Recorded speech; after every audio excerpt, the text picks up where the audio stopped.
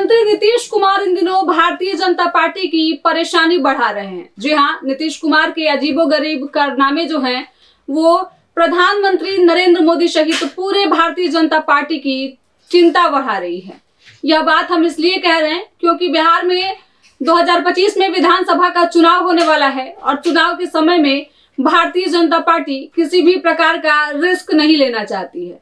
लेकिन पिछले 2 महीने से जो वाकयात दिख रहे हैं, इसके हिसाब से यह साफ पता चलता है कि मुख्यमंत्री नीतीश कुमार भारतीय जनता पार्टी से इन दिनों काफी नाराज चल रहे हैं। नाराजगी के कई सारे कारण भी निकलकर सामने आ रहे हैं।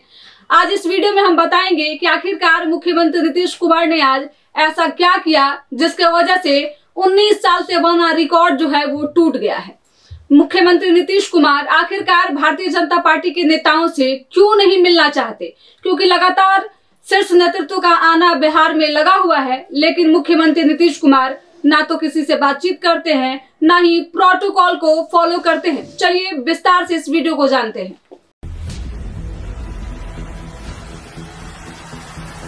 तो दोस्तों, इन दिनों मुख्यमंत्री नीतीश कुमार जो है वो नरेंद्र मोदी के किसी भी खास व्यक्ति से मिलना नहीं चाहते हैं, यानी कि प्रधानमंत्री के करीबी इन दिनों नीतीश कुमार को अच्छे नहीं लग रहे हैं। इसके कई सारे उदाहरण जो है वो देखने को मिल रहा है। बिहार की राजनीति में नीतीश कुमार चर्चा का केंद्र बने हुए हैं। बिहार की राजनीति की बात हो और मुख्यमंत्री नीतीश कुमार की बात न हो, ये संभव नहीं है। तो बता दें आपको कि पिछले कई दिनों से ऐसा देखा जा रहा है कि मुख्यमंत्री नीतीश कुमार जो है वो लगातार भारतीय जनता पार्टी के नेताओं से दूरी बना रहे हैं। वहीं डायरेक्ट वो प्रधानमंत्री से बात करने की इच्छा रख रहे हैं, जिसके वजह से लगातार आपने देखा होगा किस तरीके से नेताओं का आना जो है बिहार में शुरू है। लेकिन प्रधानमंत्री के अलावा नीतीश कुमार किसी से भी बात करने के मूड में नहीं दिख रहे हैं। इस पूरे वाकया की शुरुआत तब हुई जब 16 और 17 तारीख को अमित शाह का बयान आया। उसके बाद से लगातार चर्चा चल रही है। अब आप सोच रहे होंगे कि आखिरकार हम आपको इतने पुराने बयानों को क्यों याद दिला रहे हैं।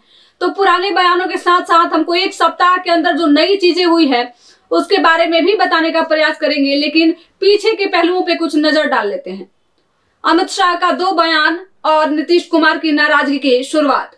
इसके बाद नीतीश कुमार वो दिल्ली पहुंचते हैं। उम्मीद थी कि वहां जाके भारतीय जनता पार्टी के बड़े नेताओं से मुलाकात करेंगे, चाहे वो प्रधानमंत्री हो, अमित शाह हो, जेपी नड्डा हो या फिर कोई और हो। लेकिन नीतीश कुमार ने किसी से भी मुलाकात नहीं की। उसके बाद से एनडीए की बैठक बुलाई गई। उस बैठक में भी मुख्यमंत्री नीतीश कुमार नहीं पहुंचे, जिसके बाद से ऐसी चर्चा चलने लगी कि नीतीश कुमार इन दिनों नाराज चल रहे हैं। इस बीच देखा ऐसा गया कि प्रधानमंत्री नरेंद्र मोदी जो हैं वो चंद्रबाबू नायडू से मिलने चले गए। इसके बाद खूब चर्चा हुई, खूब सियासत हुई कि बिहार में नीतीश कुमार नाराज हैं, लेकिन मुख्यमंत्री के नाराज होने से प्रधानमंत्री को क्या कोई फर्क नहीं पड़ता, क्योंकि उधर नाराजगी की खबर जो है वो चंद्रबाबू नायडू की भी चल रही थी और उसी बीच प्रधानमंत्री जो हैं वो पहुंचे हुए थे उनसे मिलने के लिए। अब देखिए, कहा यह जा रहा है कि अगर जल्द ही प्रधानमंत्री बिहार आकर नीतीश कुमार से मुलाकात नहीं करते हैं, बात नहीं करते हैं, तो बिहार में कुछ बड़ा हो सकता है। इसकी तैयारी पूरी तरीके से शुरू हो चुकी है। आपको याद होगा इससे पहले कई सारे लोग जो है वो पटना की धरती पे आए थे, लेकिन नीतीश कुमार नदारद रहे। सबसे पहले चिराग पासवान, जो कि प्रधानमंत्री के काफी करीबी माने जाते हैं, उनके यहाँ दही चूड़ा का भोज आयोजित किया जाता है और उस दौरान नीतीश कुमार पहुंचते तो हैं, लेकिन बिना मिले चिराग से वहां से निकल जाते हैं। चिराग भी उनसे मुलाकात नहीं करते हैं। खूब सियासत होती है। उसके बाद से ओम बिरला पटना पहुंचते हैं और इस कार्यक्रम में भी मुख्यमंत्री जो हैं वो नदारद रहते हैं, अनुपस्थित रहते हैं, जबकि प्रोटोकॉल कहता है कि इस कार्यक्रम में मुख्यमंत्री की उपस्थिति अनिवार्य है, लेकिन मुख्यमंत्री यहाँ भी नहीं दिखते हैं। उसके बाद से जगदीप धनखड़ जो है वो पहुंचते हैं। सबको उम्मीद रहती है कि मुख्यमंत्री नीतीश कुमार उनसे मुलाकात करेंगे, बात करेंगे, लेकिन ऐसा नहीं होता है। प्रोटोकॉल कहता है कि जब भी उप राष्ट्रपति आते हैं तो ऐसे में मुख्यमंत्री खुद उनको रिसीव करने के लिए जाएंगे, उनके अगुवाई में रहेंगे, लेकिन ऐसा होता नहीं है। मुख्यमंत्री के नाम से कार्ड तो बनता है, लेकिन मुख्यमंत्री जो है वहां पहुंचते नहीं है। इसके बाद से खूब सियासत होती है। 10, 11, 12 बजता है और सबको उम्मीद थी कि भले ही मुख्यमंत्री जो है वो रिसीव करने के लिए नहीं आए, लेकिन समस्तीपुर में जरूर पहुंचेंगे। लेकिन मुख्यमंत्री जो है वहां भी नदारद रहते हैं, जिसके बाद से चर्चा चलने लगती है कि वाकई कुछ न कुछ बड़ी बात है।